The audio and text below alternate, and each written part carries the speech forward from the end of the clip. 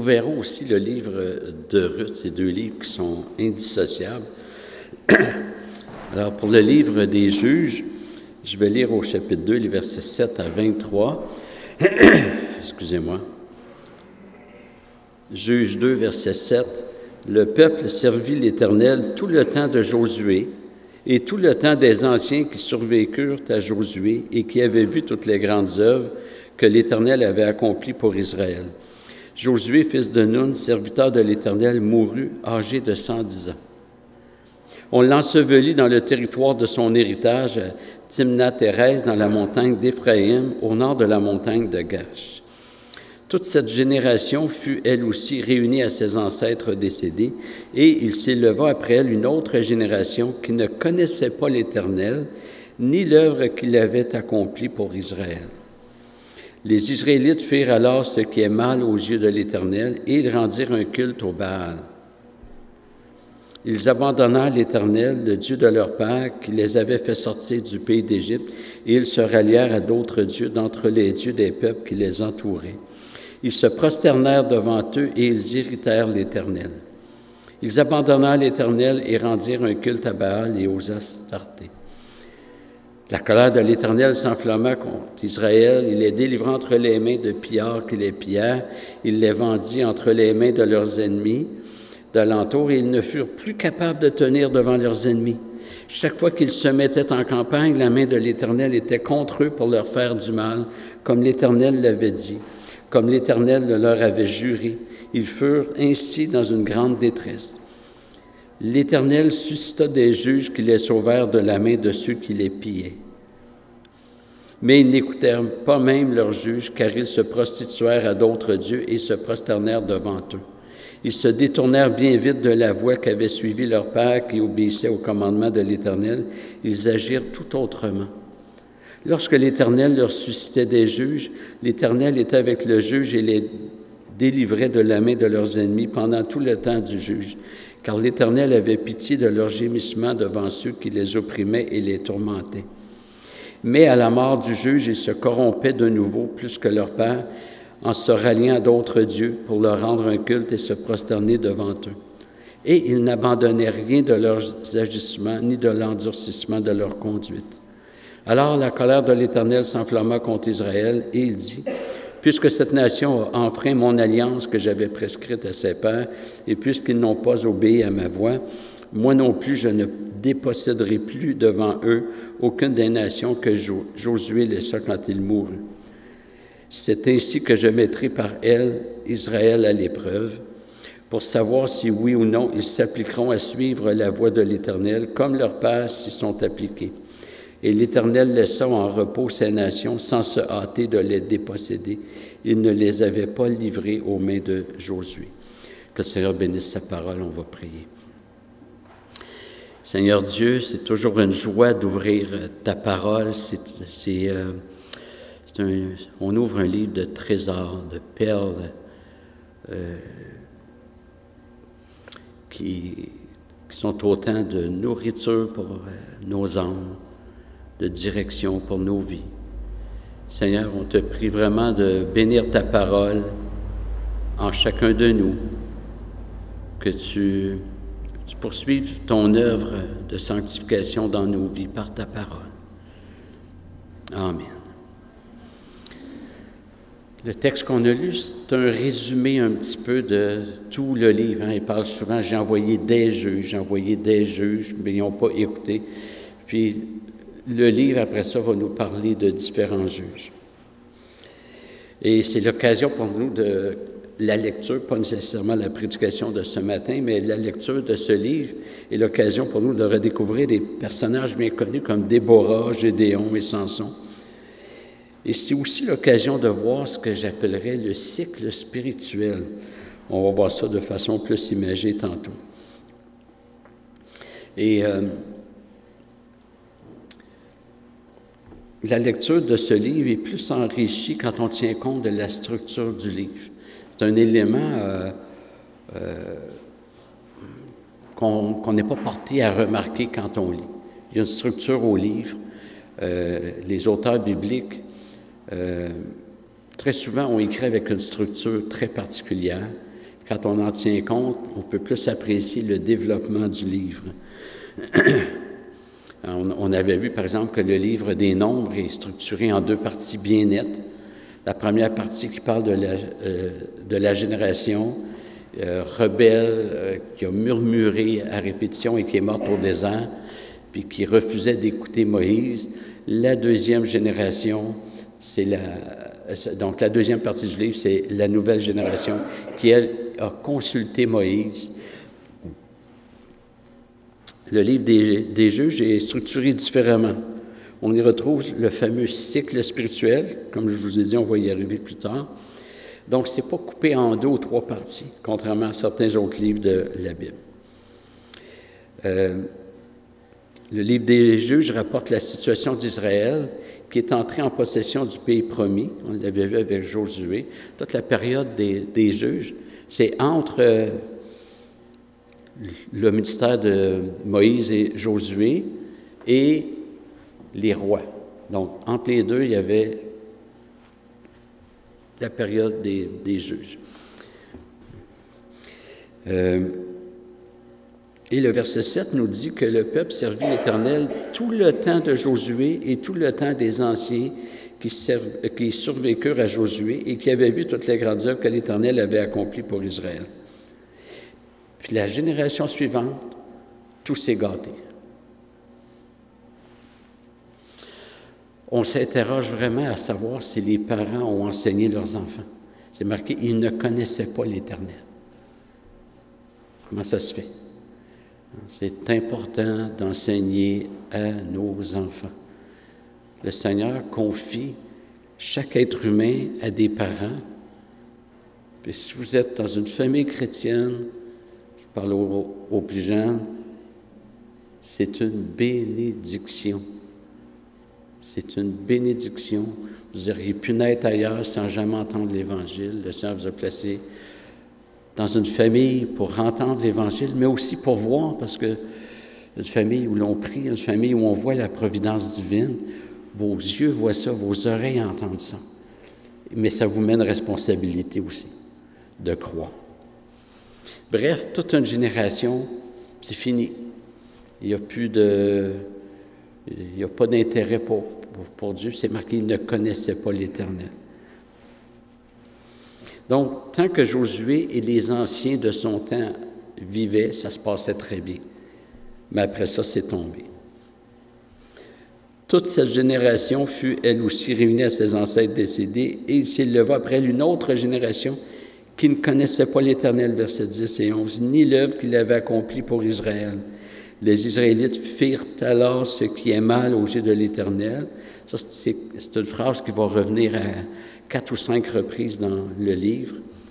Et ils rendirent un culte au Baal.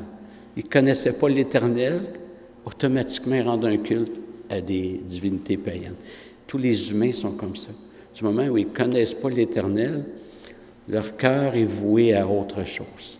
C'est peut-être pas une divinité avec une statue de bronze ou sculptée, mais c'est de l'idolâtrie. C'est soit le culte au vrai Dieu ou l'idolâtrie. Il n'y a pas d'autre possibilité. Il n'y a personne qui est sans Dieu, si on veut, sans divinité. C'est soit le vrai Dieu ou des idoles.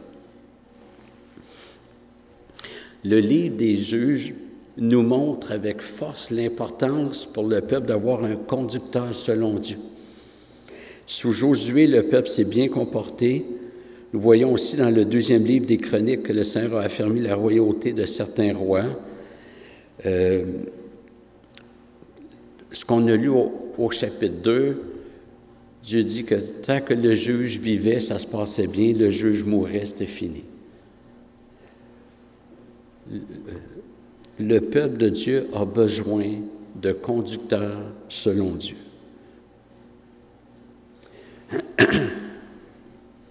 Le Seigneur a aussi affirmé la royauté de Jésus-Christ.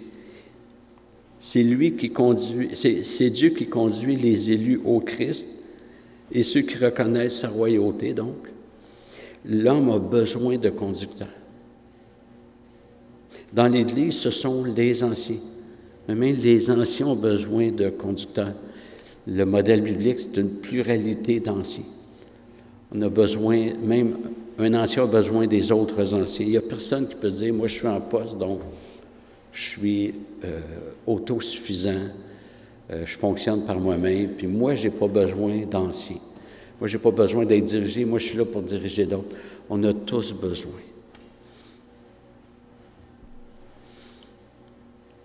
Et on se rend compte que les pasteurs, les bergers, en fait, sont des sous-bergers. Le vrai berger, c'est Jésus-Christ. Mais lui appelle des bergers qu'on pourrait appeler des sous-bergers.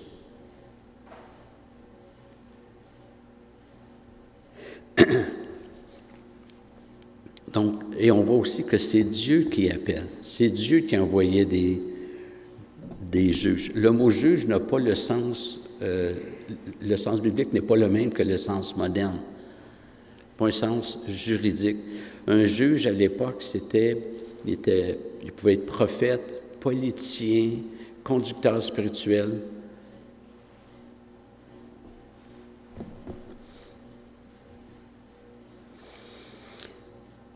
La Bible nous montre clairement que lorsqu'on choisit un dirigeant qui ne répond pas aux critères bibliques, c'est la catastrophe. Les différents récits du livre des juges se passent à différents endroits en terre d'Israël. Tantôt avec une tribu, tantôt avec une autre tribu. C'est dans le texte, mais si on lit d'une lecture rapide, on ne remarquera peut-être pas cela. Mais ça nous montre que le problème était partout. Et on va lire maintenant au chapitre 3, les versets 7 et suivants. Et vous allez voir un cycle qu'on peut apprécier en 5 points. Et pour nous aider à les mémoriser, nous allons les identifier par 5 mots qui débutent par la lettre A. Et vous allez voir un premier graphique. Et vous allez voir que ça passe de 1, 2, 3, 4, 5, ça revient, après ça, la roue tourne. Donc, deuxième diapo, la rébellion qui est en rouge. Au verset 7 de Juge 3, qui va apparaître aussi, les Israélites firent ce qui est mal aux yeux de l'Éternel. Ils oublièrent l'Éternel, leur Dieu, et rendirent un culte au Baal et aux Achéras. Ça, c'est la rébellion. Le peuple se rebelle.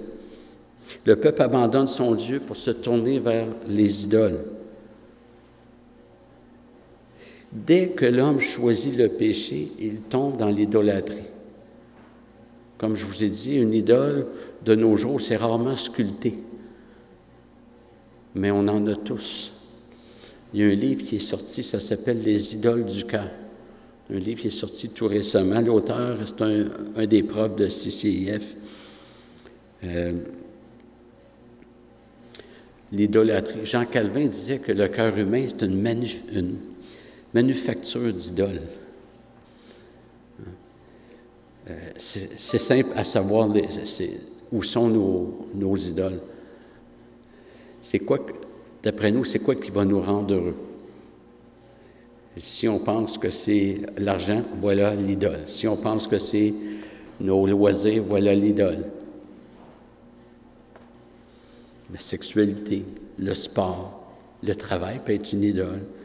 Bref, toutes des bonnes choses que Dieu a données, a créées, mais mal utilisées, ça devient une idole. On prend une bénédiction que Dieu a donnée pour nous, puis on en fait une idole, ça remplace Dieu. Le deuxième point que ce verset-là nous enseigne, le verset 7, c'est que le mal est toujours défini à partir de Dieu. Autrement dit, c'est Dieu qui décide ce qui est mal et bien. Ce n'est pas à nous. Ce n'est pas nos conventions sociales qui déterminent cela.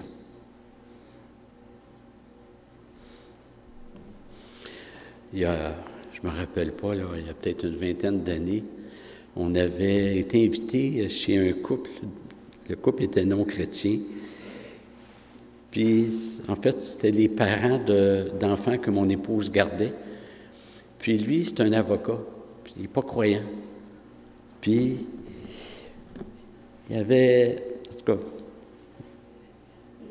il avait fait dire par son épouse qu'il n'est pas question qu'on parle de mon travail. Je suis pasteur, il ne voulait pas. En fait, je pense que ça ne fait pas 20 ans, parce que ça fait 18 ans que je suis pasteur. Alors, il ne voulait pas qu'on parle de mon travail, il ne voulait pas qu'on parle de christianisme. Alors, je me suis dit, très bien, on va respecter ça. Fait qu'on arrive, je me suis dit, ben tiens, on va parler de son travail. Puis là, j'ai dit, juste pour savoir comment vous voyez ça, que dans le droit, la notion de mal varie d'une époque à l'autre. Quand j'étais très jeune, l'homosexualité, c'était considéré comme mal dans la société. Et à la radio, on pouvait critiquer ouvertement cette pratique-là. Aujourd'hui, c'est l'inverse. Puis je dis, est-ce que vous êtes conscient que vous défendez ou vous contribuez à envoyer du monde en prison parce qu'ils ont commis quelque chose que s'ils l'avaient fait il y a 100 ans, ils ne seraient pas allés en prison. Puis là, je le voyais, s'il avait pu rentrer dans son fauteuil, il l'aurait fait. Là, il a vu la pleure de banane. Le mal se définit toujours par rapport à Dieu, jamais par rapport aux conventions sociales. C'est Dieu il est l'auteur du bien, il est le bien lui-même, et tout ce qui n'est pas conforme à Dieu, c'est mal. Il n'y a pas de neutre, il n'y a pas de neutralité, c'est bien ou c'est mal. Et l'homme n'a pas besoin de tomber dans des péchés graves comme le meurtre, le vol, pour être éloigné de Dieu. Dès que ses yeux sont tournés ailleurs, il tombe dans le péché.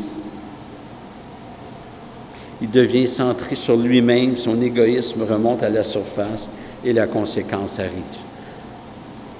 Donc, c'était quoi le premier mot? Il m'échappe, en tout cas, c'est la révolte, la rébellion. Et le deuxième élément du cycle, la réprobation. Et on est toujours dans Juge, le verset suivant de ce qu'on avait lu, le verset 8, Juge 3:8, « La colère de l'Éternel s'enflamma contre Israël, et il les vendit entre les mains de Cushan-Rishathaïm. » Ça ne vient pas du lac Saint-Jean, ça. Roi de Mésopotamie. Les Israélites furent asservis à Cushan-Rishathaïm pendant 8 ans. Dieu ne laisse pas la rébellion sans conséquence. D'un côté, il y a une action de Dieu qui vend son peuple entre les mains des païens. D'un autre côté, il livre le peuple à lui-même. Autrement dit, vous voulez vivre comme des païens? Bien, je vous envoie vers eux.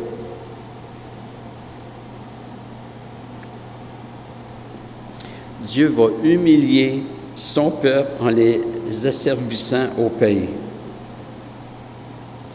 Et ça, c'est, je dirais, des avertissements que Dieu fait. En quelque part, c'est renverser l'Exode. Dieu avait délivré son peuple d'une nation païenne qui les asservissait.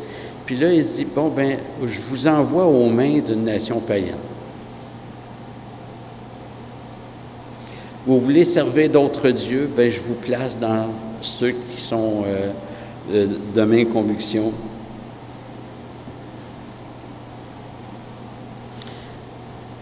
Le péché, frères et sœurs, c'est toujours un asservissement,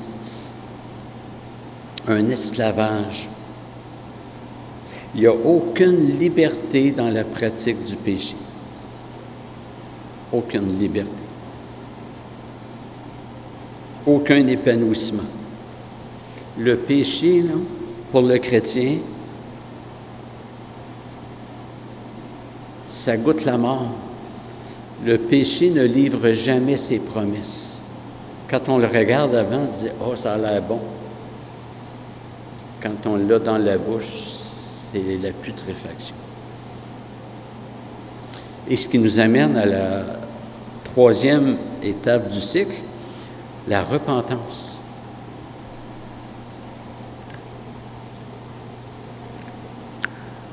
Le verset 9, Josué 3, 9, « Les Israélites crièrent à l'Éternel. »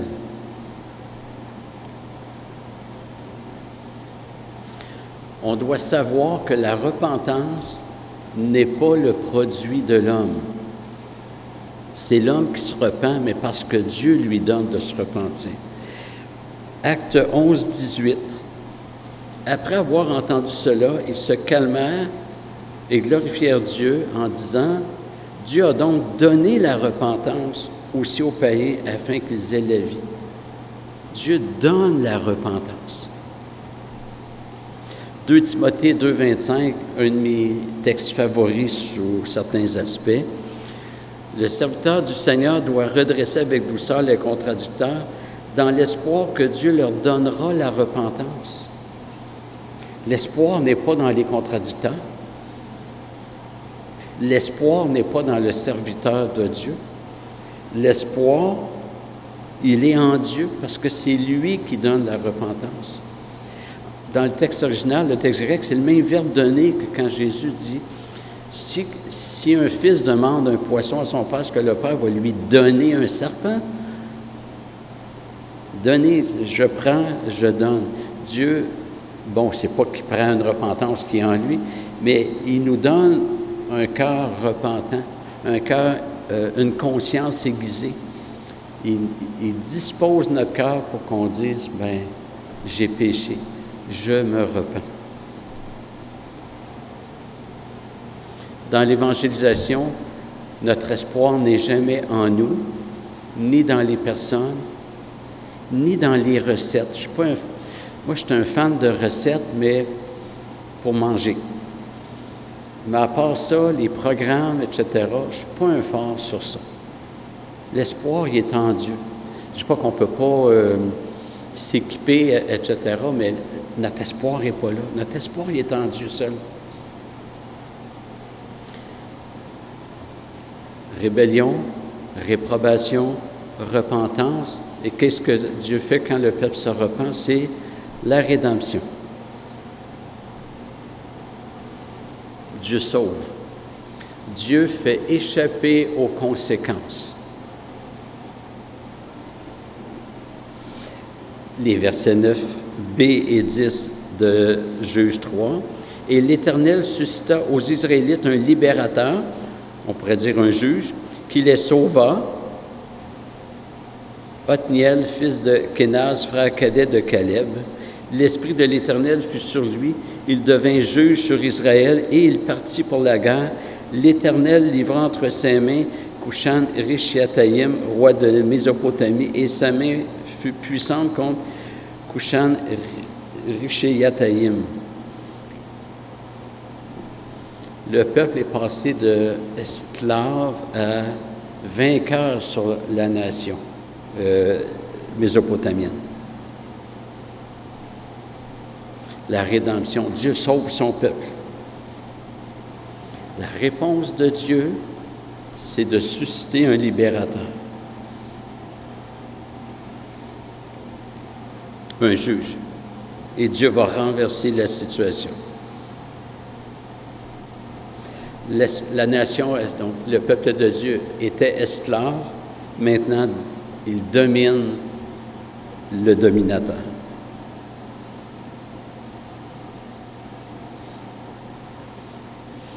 Et quand on regarde, parce qu'il y a des applications pour la vie chrétienne, l'homme qui se repent réellement de ses péchés, il ne fait pas juste récupérer ce qu'il a perdu. Nous, c'est plus. On reçoit la vie éternelle, c'est énorme.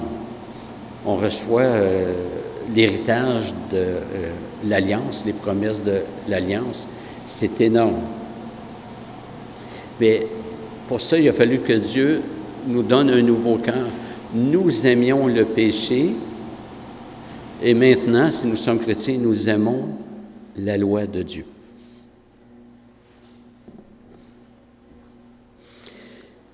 Et cinquièmement, après la rédemption, c'est le repos, verset 11. Le pays fut tranquille pendant 40 ans, et Othniel, fils de Kénaz, mourut. Le juge mourut. Vous vous rappelez, au chapitre 2, on a vu que tant que les juges vivaient, ça se passait bien, mais quand le juge mourait, ça se passait mal. Et là, le juge meurt. Qu'est-ce qui se passe? Verset 12, on revient à la rébellion. Ça recommence. Les Israélites firent encore ce qui est mal aux yeux de l'Éternel. Là, je ne sais pas si ça va en avant. Alors, qu'est-ce qui arrive? Ils sont tombés dans le péché, la réprobation. Juge 3, 12b à 14. L'Éternel fortifia Églon, roi de Moab, contre Israël parce qu'ils avaient fait le mal aux yeux de l'Éternel. Églon réunit à lui les Ammonites et les Amalécites, et il se mit en marche. Il battit Israël qui fut dépossédé de la ville des palmiers. Et les Israélites furent asservis à Églon, roi de Moab, pendant 18 ans. Verset 15, on arrive à la repentance. Les Israélites crièrent à l'Éternel. 15b, la rédemption. Après la repentance, la rédemption. 15b, l'Éternel leur suscita un libérateur, Éhud. Et jusqu'au verset 30, c'est le récit de la victoire d'Israël sur l'ennemi. Finalement, au verset 30b, le repos. Et le pays fut tranquille pendant 80 ans. Et là, voilà 2 cycles complets qu'on a vus. Est-ce que le peuple a compris? Non. La rébellion revient. Chapitre 4, verset 1. Les Israélites firent encore ce qui est mal aux yeux de l'Éternel. Et ainsi de suite dans le livre.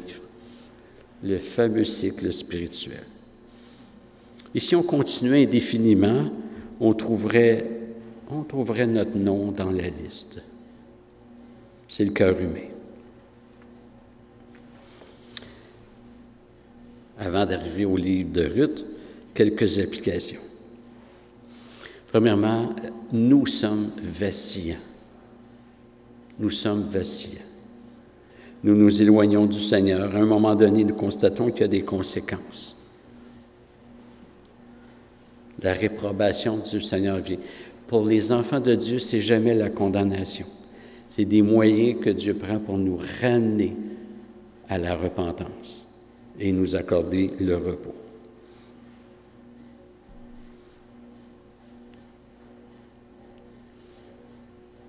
Le but de Dieu, il est non pas punitif, mais pédagogique. Il nous donne la repentance. Il nous sauve de nous-mêmes, de nos égarements. Il nous donne le repos. Le problème, c'est dans nos vies, c'est que quand tout va bien, c'est là qu'on risque de baisser la garde. De dire, « Ah ben, c'est correct, je n'ai plus ce combat-là. » On pense que c'est réglé, puis qu'est-ce qu'on constate? Bien, on a encore les 2 pieds dedans. Et on doit veiller, on est exhorté à veiller. La deuxième application, c'est que l'homme a besoin d'un libérateur, mais un libérateur éternel. Les juges, ça préfigure Jésus-Christ. Il y a 2 caractéristiques communes à toutes les préfigurations. C'est que toutes les préfigurations montrent des aspects du Messie qui devait venir. Mais toutes les préfigurations montrent leurs limites. Elles ne sont que des préfigurations. David préfigurait Jésus-Christ comme roi, mais David montre ses limites. il a péché, puis il est mort. Son règne n'est pas éternel. L'homme a besoin d'un vrai libérateur. Et Jésus-Christ est notre libérateur.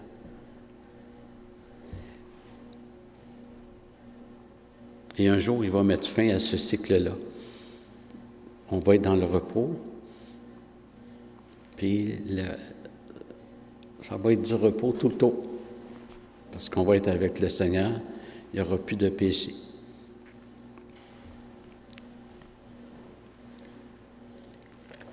On arrive au livre de Ruth. Alors, pendant cette période où les Israélites vacillaient, il y avait un dénommé Élimélec, le mari de Noémie et le beau-père de Ruth. Le livre de Ruth est un des deux seuls livres de la Bible qui porte le nom d'une femme, l'autre étant Esther. Et c'est le seul livre de l'Ancien Testament qui porte un nom qui n'est pas juif, qui porte un nom d'individu qui n'est pas juif. Ruth était moabite.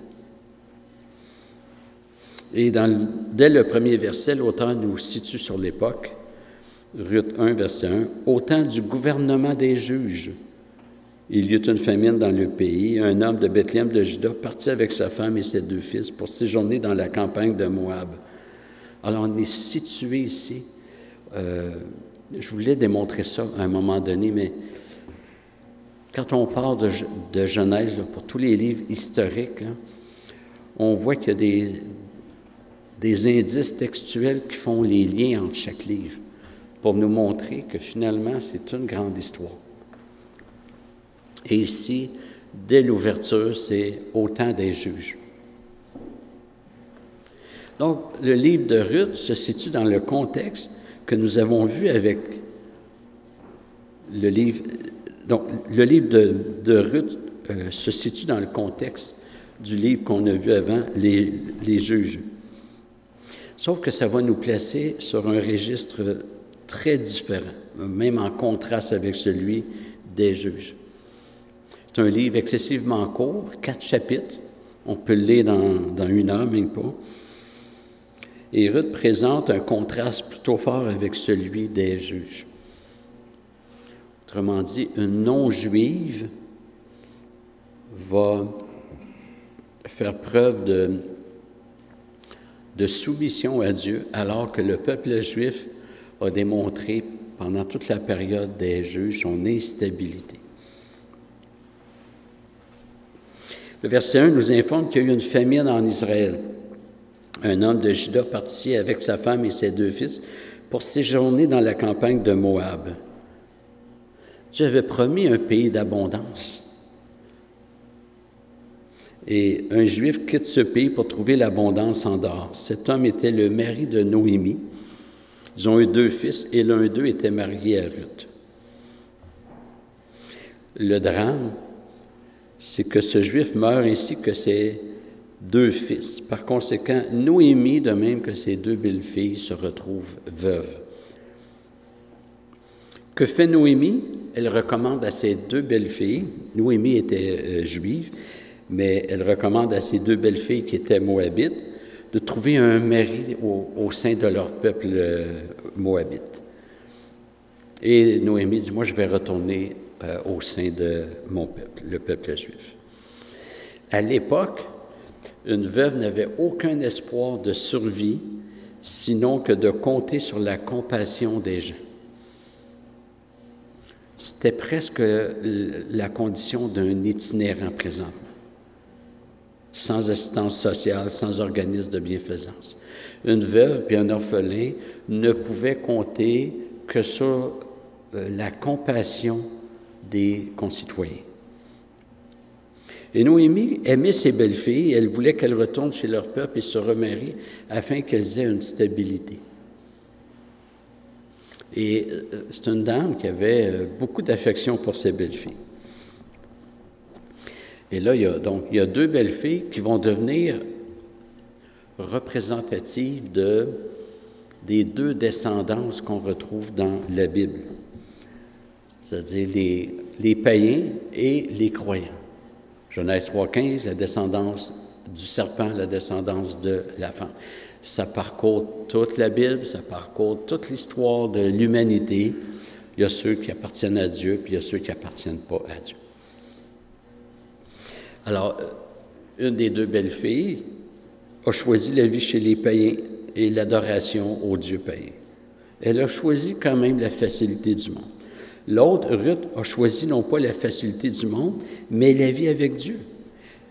Et elle a été bénie. Ruth 1, verset 16, Ruth dit, « Ne me pousse pas à te quitter, elle dit ça à sa belle-mère, à me détourner de tes pas. Où tu iras, j'irai. Où tu demeureras, je demeurerai. Ton peuple est mon peuple et ton Dieu est mon Dieu. » On a ici la raison qui a poussé Ruth à suivre Noémie. En fait, Noémie n'avait rien à offrir. C'est une veuve, comme je vous ai dit, à l'époque, une veuve n'avait même pas sa propre subsistance. Sauf qu'elle appartenait au peuple de Dieu. Et c'est ce qui a poussé Ruth à la suivre. Et Ruth va reprendre un des refrains de l'alliance de Dieu avec son peuple, qu'on retrouve à plusieurs endroits, dont Lévitique 26, 12. « Je marcherai au milieu de vous pour être votre Dieu et pour que vous soyez mon peuple. » Ruth a dit quoi? « Ton Dieu sera mon Dieu, ton peuple sera mon peuple. » Le choix de Ruth allait bien au-delà de son affection pour sa belle-mère. Elle voulait vivre avec Dieu, elle voulait appartenir au peuple de Dieu, au peuple de l'Alliance. Et elle a été accueillie. Dans les clauses de l'Alliance, un étranger pouvait être incorporé au peuple de Dieu. C'est pas vrai que l'alliance que Dieu a faite avec Israël n'était que pour ceux qui avaient du sang juif. Il y avait aussi l'étranger qui pouvait venir et être incorporé. Être incorporé, ça voulait dire renoncer aux pratiques païennes, puis adhérer aux pratiques du judaïsme.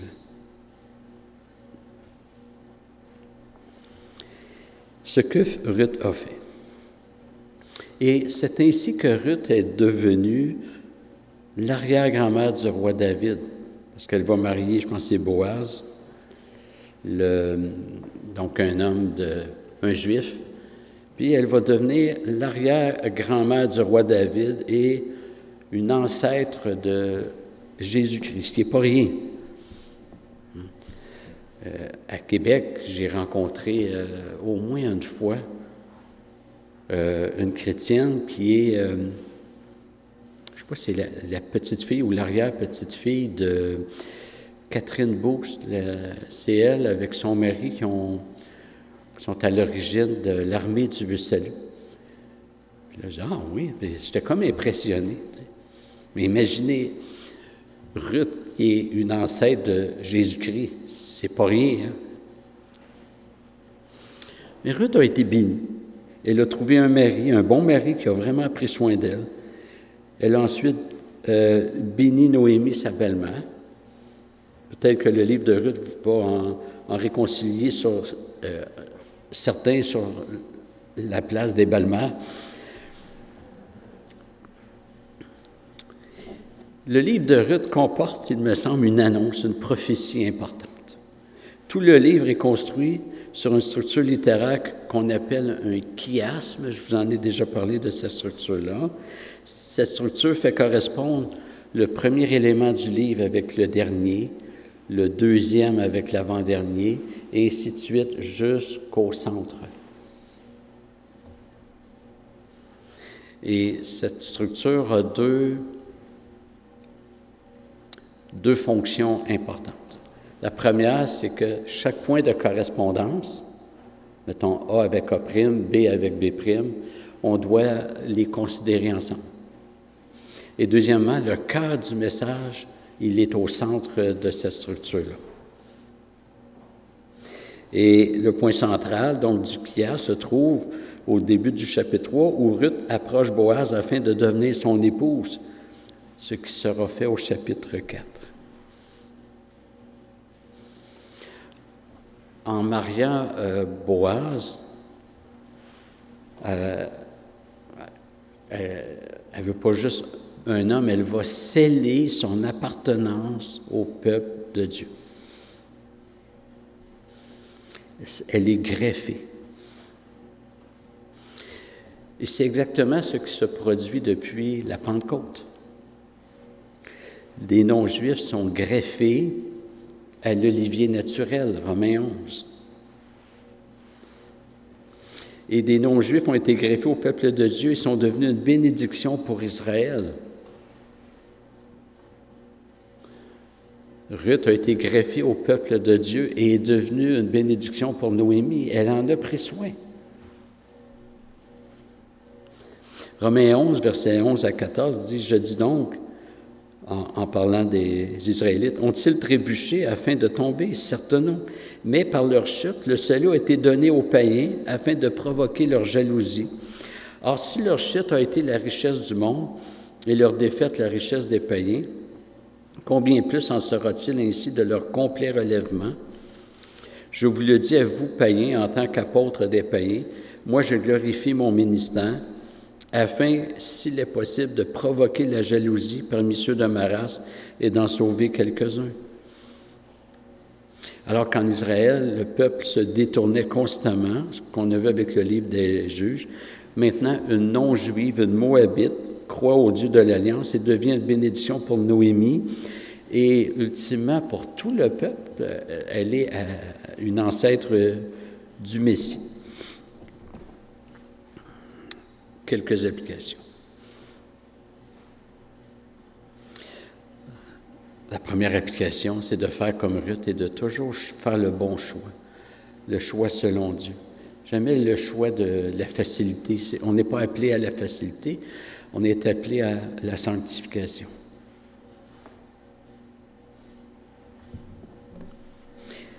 Les deux belles-filles vivaient exactement la même situation. Les deux se retrouvent veuves. Les deux étaient moabites, ils avaient la même culture. Jusque-là, tout est pareil. Qu'est-ce qui a fait une différence? Un choix à un moment donné. Je vais vivre chez les Moabites ou je veux vivre avec le peuple de l'Alliance. Autrement dit, je veux vivre avec et comme les païens ou je veux vivre avec Dieu et pour Dieu. La différence n'était pas dans leurs conditions, dans leur arrière-plan. La différence, ça a été un choix. Ruth a fait le choix de la foi au Dieu de l'Alliance, au Dieu éternel, souverain, au Dieu qui a promis les meilleures bénédictions pour ceux qui se confient en lui. Frères et sœurs, on n'est jamais perdant quand on fait le choix de la foi, lorsque nous nous confions à ce même Dieu auquel Ruth s'est confiée. Et deuxième application, ça concerne le veuvage de Ruth et de Noémie. Comme je vous ai dit, à cette époque-là, une veuve était à la rue. Elle était perdue. Elle ne pouvait compter que sur la compassion des gens. Et c'est au sein du peuple de Dieu que Ruth a trouvé son mari. Et avec lui, l'équilibre, la stabilité, la possibilité de donner la vie, d'avoir l'abondance, la possession d'un temps. Et elle a trouvé une grande famille, le peuple de Dieu. Sa vie a été transformée. Mais en fait, tous les hommes doivent reconnaître leur veuvage. Tous les humains doivent reconnaître leur veuvage. Et quand on se convertit, Dieu nous fiance à son Fils. Nous sommes l'Église et nous sommes fiancés, que Paul dit, je vous ai fiancés, et les noces s'en viennent. L'Église, c'est l'épouse.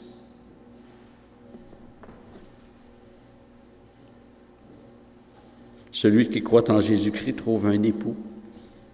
Celui qui croit en Jésus-Christ a la vie. Il reçoit l'abondance spirituelle et à la glorification, l'abondance dans tous les aspects de la vie. Il a aussi trouvé une grande famille, le peuple de Dieu. Si quelqu'un ici n'est pas à Jésus-Christ, je vous invite à réfléchir sur votre pauvreté, sur votre veuvage, sur votre besoin d'être secouru. Et le seul qui peut le faire, c'est Jésus-Christ. Noémie a aussi trouvé un sens à sa vie. Elle a vu sa descendance être perpétuée. Ruth 4, versets 13 à 17. Boaz prit Ruth qui devint sa femme et il alla vers elle. L'Éternel permit à Ruth de concevoir et elle enfanta un fils. Les femmes dirent à Noémie, « Béni soit l'Éternel qui ne t'a pas laissé manquer aujourd'hui d'un Rédempteur dont le nom sera célébré en Israël. » Vous voyez comment il y avait une vision, je dirais, prophétique de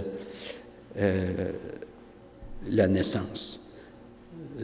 Il te fait revenir à la vie, hein, c'est presque le langage d'une résurrection, et soutient ta vieillesse, car ta belle-fille qui t'aime l'a enfantée, elle qui vaut mieux pour toi que 7 fils. Noémie prit l'enfant et le mit sur son sein, et ce fut elle qui l'éleva. Les voisines lui donnèrent un nom en disant « Un fils est né à Noémie ». Elle l'appela du nom d'Obed, c'est lui le père d'Isaïe, père de David. Une destinée, c'est plutôt un destin que Ruth n'avait certainement pas imaginé lorsqu'elle a fait le choix de suivre Dieu. Qu'elle va trouver un mari, puis qu'elle va être accueillie, qu'elle va être l'ancêtre de David, mais du Messie. Le livre de Ruth rapporte une histoire qui débute dans la misère, dans la détresse, le désespoir. Les paroles de Noémie en font foi, mais il se termine sur l'espoir, la joie d'une vie bénie avec le Seigneur et au sein de son peuple. N'est-ce pas la situation de ceux qui se tournent vers Jésus-Christ?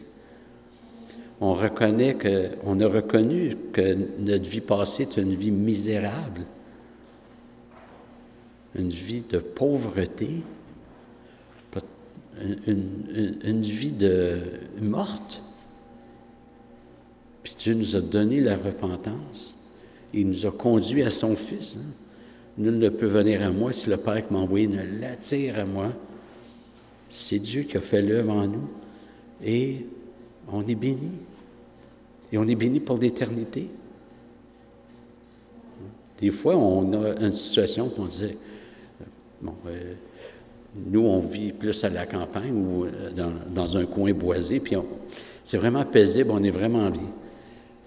Mais je me dis, c'est temporaire. Je sais que c'est temporaire. Mais la vie avec Dieu, c'est pas temporaire. Ça n'arrêtera jamais. La vie chrétienne, c'est une vie éternelle, une vie d'abondance. Vous savez, en tout cas, je vais parler pour moi, mais j'ai l'impression que c'est plusieurs hommes qui sont comme ça. Ça nous fait drôle de dire on est l'épouse, on est marié à un homme. Mais spirituellement, c'est exactement ça. Nous avons un époux parfait. Il nous réconcilie au Père parfait. Nous étions veufs et veuves. Dieu nous marie à son Fils quand même. Je ne sais pas si moi j'avais eu à choisir ma belle-fille, j'aurais pris celle qu'on a, mais je n'aurais pas pris quelqu'un comme moi. J'aurais dit non. Je ne comprends pas Dieu qui m'ait choisi pour son Fils. Je ne le comprends pas. C'est vraiment par grâce peu. Puis l'orphelin, c'est la même chose. Nous étions orphelins. Dieu nous a donné un Père lui-même. Nous sommes secourus en Jésus-Christ. À 2 reprises, le livre des Juges affirme, Juges 17, verset 6 et 21-25, c'est la même diapo. En ce temps-là, il n'y avait point de roi en Israël. Chacun faisait ce qui lui semblait bon.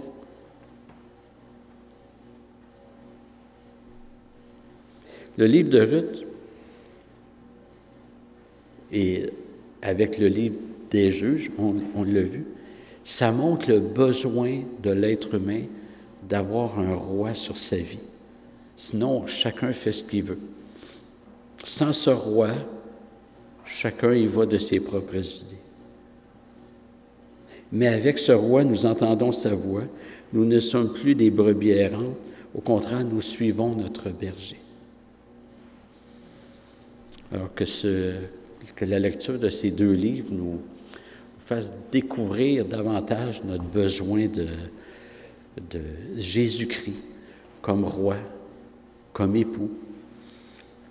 Que Dieu bénisse sa parole. Et on va aller avec un cantique qui est « Tu es venu jusqu'à nous ».